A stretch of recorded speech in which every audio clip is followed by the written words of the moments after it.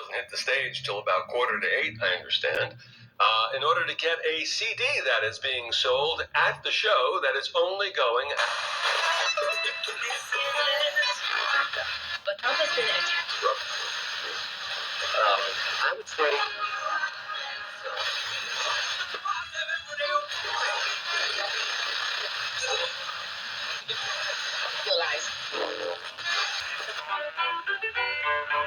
I mean, more, I'm gonna tell you this time, mama. Ain't gonna tell you no more. I'm gonna tell you this time, mama. Ain't gonna tell you no more. I'm gonna leave you, but then I won't be back here no more. I left you standing here, buddy, in your back door, in your back door.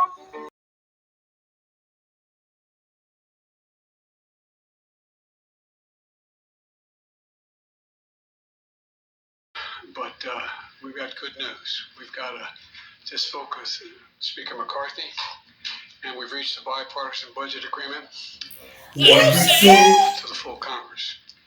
And I think it's a really important step forward, And it takes the threat of catastrophic default off the table, protects our hard-earned and historic economic recovery, and the agreement also represents a compromise, which means no one got everything they want. But that's the responsibility of governing. And this is a deal is good news, I believe you'll see, for the American people. The agreement prevents the worst possible crisis, a default, for the first time in our nation's history. An economic recession, retirement accounts devastated, millions of jobs lost.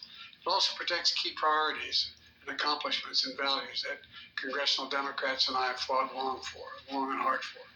Investing in America's agenda that's creating good jobs in communities throughout the country. It protects Social Security, Medicare, and veterans, and so much more. The Speaker and I made it clear from the start that the only way forward was a bipartisan agreement. That agreement now goes to the United States House and to the Senate. I strongly urge both chambers to pass that agreement. Let's keep moving forward on meeting our obligations and building the strongest economy in the history of the world. I'll take a few questions. President, you said at the beginning that the debt ceiling is non-negotiable. Isn't that what you just got here? Isn't that what you guys look? We're not negotiating the debt ceiling. Here's the deal. They passed the debt ceiling, and they said they'd only do it on condition that it have all these cuts in it. I said, I'm not going to do that. You pass the debt ceiling, period. I'll negotiate with you on the cuts. What you say, what's going to happen, what the budget's going to look like. That's what we are negotiating in order to get to them deciding that they're going to go along with a new debt ceiling, meaning that it's not attached. It's something totally different attached than was attached before. So if you want to try to make it look like I made some compromise to the debt ceiling, I didn't. I made a compromise on the budget. That's what they wanted, is you to make a compromise on the budget, and that's what you've done, even though you haven't gone as far as they wanted. Isn't that right? Sure, yeah. Well, can you think of an alternative? Mr. President, what do you say to members of your own party who say you made too many concessions in this deal? They'll find I didn't. Mr. President, on your allies and adversaries to America, would you be willing to think about what you think this process said to those adversaries and allies? You have a deal now, but what does the process say? What does the struggle say? Well, it says we've been through this more than once, and it's just the nature of the way we handle the deficit and handle whether we're going to each year going to pay our debts. And it's happened more than once. Will probably happen again, but it's not going to happen at least for another 2 years here. And I don't think beyond that it won't either. Mr. President, do you think it's time for the U.S. to get rid of the debt limit? That this is, for the reason you just mentioned?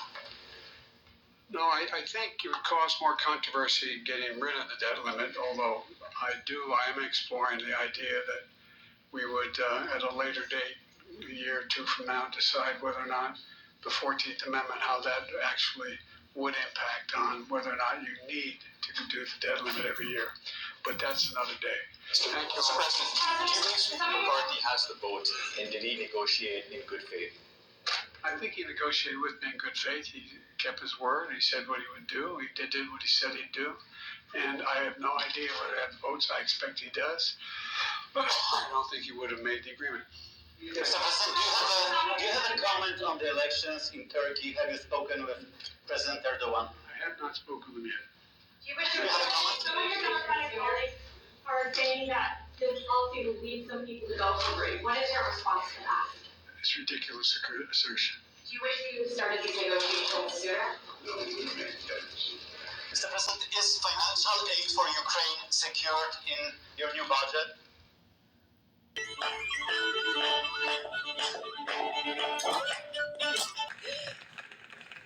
This moment is so much bigger than me.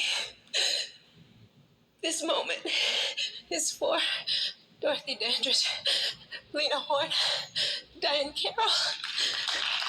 It's for the women that stand beside me, Jada Pinkett, Angela Bassett, Vivica Fox, and it's for every nameless, faceless woman of color